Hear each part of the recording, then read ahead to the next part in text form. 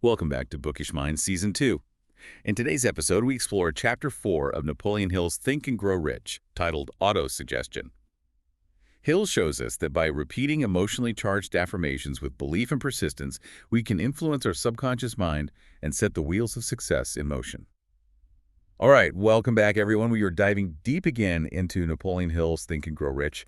We've talked about desire, that intense starting point. Right, the burning desire. Exactly. Right. And then we moved into faith, building that belief, pushing past doubt. The antidote to fear, as Hill puts it. Yes. Yep. And now we're hitting step 3 in his sequence, autosuggestion, chapter 4. This one feels a bit different, doesn't it? It really does. It's less about a state of mind like desire or faith and more about the actual process. Yeah, the mechanism. Like, how do you actually get those desires and that faith Yeah. to, do something, to translate into reality? Precisely. Hill presents it as the bridge, the connection between your conscious thoughts and that powerful subconscious engine room you mentioned. That's a great way to put it, the engine room. So autosuggestion is how we talk to the engine room. That's exactly how Hill frames it. It's the means of communication. And today, we're going to really dig into what he means by that, how it works, and crucially, how you can use it, based strictly on what he writes in this chapter. We're looking at pages 65 to 71, really focusing just on his instructions here. Okay, good. Let's unpack it then. So starting right at the beginning, what is autosuggestion according to Hill in this chapter? How does he define it? Well, he starts with a pretty broad definition. He says autosuggestion is basically any suggestion and any self-administered stimuli that reach your mind through your 5 senses. New suggestion. So anything I tell myself, see, here. Exactly. It's self-suggestion, emphasis on the self. But then he quickly focuses it. He calls it the agency of communication between the part of you that thinks your conscious mind and the part that acts your subconscious mind. The agency of communication. So it's the messenger service. Conscious mind gives an order, autosuggestion delivers it to the subconscious for action. That's the core idea. And he makes a really critical point about what gets delivered. He says the thoughts that dominate your conscious mind, those are the ones that voluntarily reach and influence the subconscious through autosuggestion. The dominating thoughts. Yes. And here's the kicker. He says it makes absolutely no difference if those dominating thoughts are positive or negative. Wow, so the delivery service doesn't care about the content, just the intensity or the dominance. Pretty much. The principle itself is neutral. It just transmits what's held most strongly in the conscious mind. Okay, this is where it starts to feel really significant. Yeah. He makes this claim, and it sounds almost absolute, that no thought gets into the subconscious without autosuggestion. Right. He says basically nothing gets past the gate without this principle being involved, except potentially those thoughts picked up from the ether, which is, a whole other discussion maybe about intuition or universal consciousness that he touches on elsewhere. But for everyday stuff, the things we see, hear, tell ourselves, it all has to go through this autosuggestion channel. According to the source, yes. And that's why it's so powerful. He describes the conscious mind as an outer guard. It stands at the gate. An outer guard. I like that. Yeah. And all the sense impressions flooding in everything you see, hear, touch, taste, smell, they get stopped by this guard.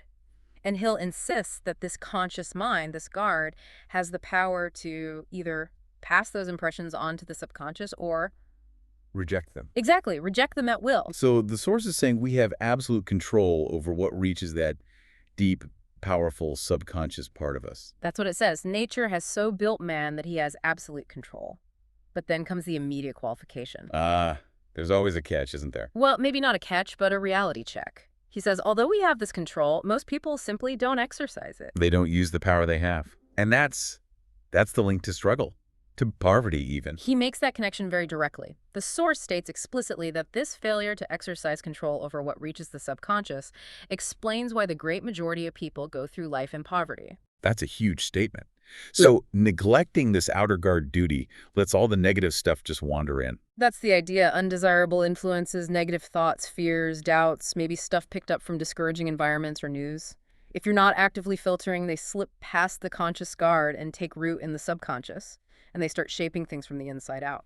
It really brings us back to that garden analogy, doesn't it? My subconscious. Just fertile soil. It absolutely does. The subconscious is this rich garden. If you don't deliberately plant what you want, your desires, your goals, fueled by faith, then weeds will grow. It won't just stay empty. Nature abhors a vacuum kind of thing. Right. Destructive thoughts, limiting beliefs, they'll thrive just from neglect. So autosuggestion isn't just the messenger. The source calls it the agency of control. It's the tool you use to be the gardener. To consciously choose the seeds. Yes. To voluntarily feed it creative, positive thoughts. Or, by neglect, you just let the destructive stuff take over. And that header in the source really drives it home. Poverty and riches, both the offspring of thought. It's about what you cultivate, deliberately or accidentally. Okay, so if this is the control mechanism, how do we actually use it? How does Hill tell us to apply autosuggestion, especially for that financial goal we set up back in the Desire chapter? He connects it directly to those 6 steps, right? It is the very next thing he talks about. It shows how autosuggestion makes those steps practical. Let's just quickly refresh those steps because autosuggestion is the method for the last one. Good idea. So, step 1, fix the exact amount of money. 2, determine what you'll give in return. 3, set a definite date. 4, create a plan and start immediately. 5, write it all down clearly. And 6, this is the autosuggestion part. Read the written statement aloud, twice daily, night and morning. And crucially, see and feel yourself already possessing the money while you read it. Exactly. And Hill explains why this specific ritual works. By doing step 6, exactly as described, you are consciously, deliberately employing autosuggestion. You're sending that clear message, amount, date, service, possession, straight to the subconscious. Correct. And he adds that vital condition again. You have to do it in a spirit of absolute faith. That repetition, reading, seeing, feeling, believing is how you build what he calls thought habits. Thought habits favorable to getting the money. Favorable to transmuting the desire into its physical monetary equivalent. That's the goal. He also briefly mentions the mastermind instructions involve autosuggestion too, showing how central it is, but we're focused on the individual steps here. Now, this feels like the absolute core of this chapter, the part Hill really hammers home. He says, just reading the words aloud. That's useless. Utterly useless. Of no consequence is the exact phrase he uses. And he flags this as incredibly important, a fact of such importance as to warrant repetition. Wow. Okay. So why? Why are the words alone not enough? Because, according to the source, the subconscious mind doesn't respond to plain, cold words or logic. It's not swayed by intellectual arguments. It only recognizes and acts on thoughts that are well mixed with emotion or feeling. Emotion, feeling, that's the fuel. That's the active ingredient. Without it, the words are just noise. He uses that Coué example, doesn't he? Yeah. Day by day, in every way. Yes, the famous affirmation from Emile Coué. Day by day, in every way, I am getting better and better. Hill uses it to make his point crystal clear. He says you could repeat that affirmation 1,000,000 times. 1,000,000 times. But if you say it without mixing emotion and faith with your words, you'll get no desirable results. 0. Plain, unemotional words just don't penetrate the subconscious. So you need thoughts or words that are, what was the phrase, well emotionalized with belief. Exactly. Emotionalized with belief. That's the key combination. And he says this is why most people fail with autosuggestion. They do the mechanics but miss the feeling. That's precisely his diagnosis. He blames the failure to understand this need for feeling and emotion and the failure to apply it as the main reason people don't get results. They go through the motions, but the subconscious isn't receiving the message because it lacks that emotional charge. And which emotion is most powerful here? He singles out faith again, calls it the strongest and most productive of the emotions for influencing the subconscious and making this whole process work. Okay, so it's not just saying it, it's feeling it, believing it with conviction. That sounds demanding. Yeah. It requires real mental effort and control. Does he acknowledge it's hard? Oh, absolutely. He's very upfront about it. He says, look, don't get discouraged if you can't immediately control and direct your emotions perfectly. It takes practice. A magic. No. And he drives this home with a very blunt statement.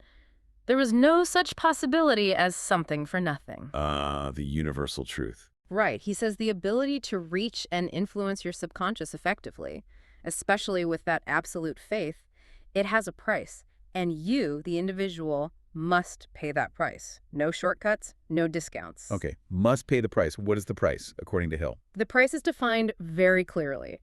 Everlasting persistence in applying the principles described here. Everlasting persistence. Yeah. Not just trying it for a week. Exactly. He says you can't get this ability for less. It implies you will face challenges, you will have doubts, you will maybe not see results immediately.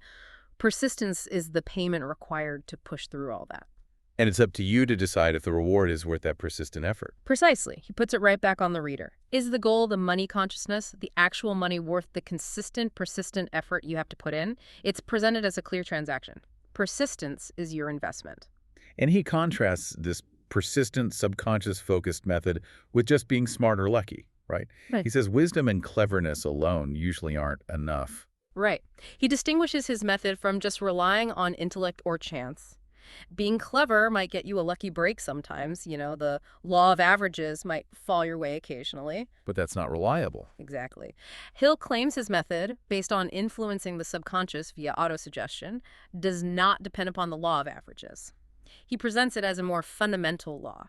And importantly, he says it plays no favorites. Meaning it works for anyone who applies it correctly. That's the assertion. Regardless of your background, education, whatever, if you follow the instructions properly, it will work. And if it doesn't work, he's very clear.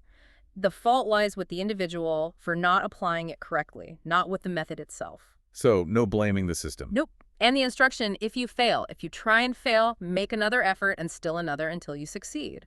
It loops right back to that core requirement. Persistence. Persistence, persistence, persistence. Got it. Okay, so alongside persistence, he links autosuggestion strongly to concentration, turning desire into a burning obsession. How does concentration fit into the practical steps? It's integral to actually doing the steps, especially steps 1 and 6. When you do step 1, fix the exact amount of money, he says you must use concentration. He defines it as fixation of attention. Just really focusing the mind. Yes. And the instruction is specific. Close your eyes and hold your thoughts on that exact amount of money with intense concentration until you can actually see the physical appearance of the money. See the money. Like visualize the cash. Exactly. See the bills, the coins, the bank balance in your mind's eye. And he says, do this visualization exercise at least once a day. So concentrate to visualize the amount. Yeah. And then you have to blend that with faith. Precisely. While you're concentrating, eyes closed, seeing the money, you simultaneously have to follow the instructions from the faith chapter, which means you don't just see the money abstractly, you see yourself actually in possession of the money. Ah, okay. So it's not just seeing money, it's seeing yourself having the money. It's experiential. Yes. It's a dynamic visualization of possession, ownership, having it now. This combination, concentration, visualization of the amount, and the faithful feeling of possession, that's what really drives the message home to the subconscious, according to Hill. You're impressing it with the reality of having it. This leads into that really intriguing part where he talks about playing a legitimate trick on the subconscious. What's that about? Yeah, that phrase definitely catches the eye. He explains that the subconscious takes orders given in a spirit of absolute faith and acts on them, especially when they're repeated consistently. Which is what the daily practice is doing. Right. So the trick is using this tendency. By constantly visualizing the money with intense faith, seeing yourself possessing it, you convince your subconscious because you are convinced that you absolutely must have this money. You make it believe the money is already yours, just waiting. Exactly. You impress upon it the belief that the money is already set aside for you, a waiting claim. And therefore, because it's yours and waiting, the subconscious must figure out how to get it to you. It must provide the practical plans. You're essentially programming it with the desired outcome so strongly that it's forced to work backwards and figure out the how. Yeah. And you hand that job over to your imagination.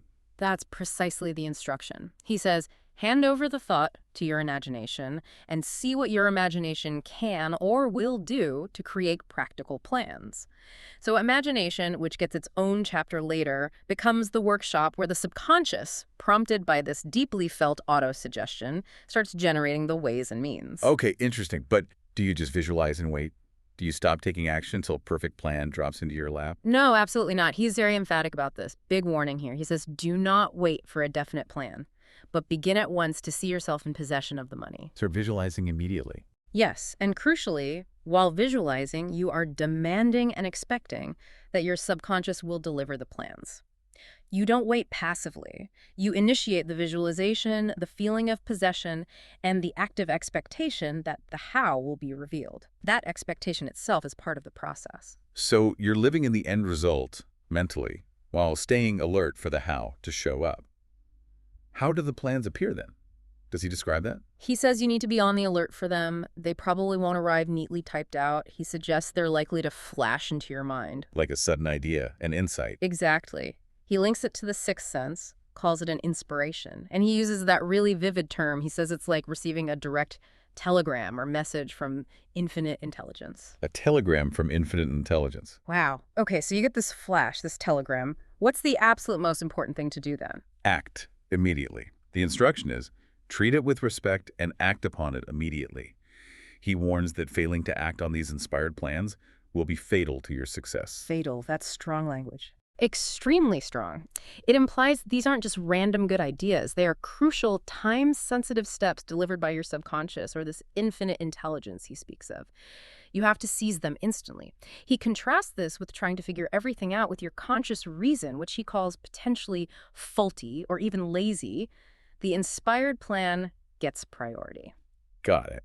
Treat inspirations like urgent telegrams. Now, there was one more visualization piece he highlighted as important, wasn't there? It wasn't just about the money itself. Correct, and he flags this specifically. Important. While you're doing the visualization, eyes closed, concentrating, feeling possession of the money, you must also simultaneously see yourself rendering the service or delivering the merchandise you intend to give in return for this money. Ah, so you visualize the exchange too, what you're giving. Yes. It connects back to step 2 of the 6 steps. You're not just visualizing receiving, you're visualizing the value you're providing. You see yourself actively doing the work, making the contribution that justifies the money. It keeps the focus on earning through service, not just wishing for wealth. Okay, that makes a lot of sense. It grounds the whole process. So after explaining all these components, Hill then summarizes the practical instructions, right? Pulling the 6 steps and auto-suggestion together. Yes, he provides a kind of condensed how-to guide based on everything discussed in the chapter. It's worth recapping that summary because it's the actionable part. Let's do it. What's the first point in the summary? First, go somewhere quiet, ideally just before sleep or right after waking up. No disturbances. Close your eyes.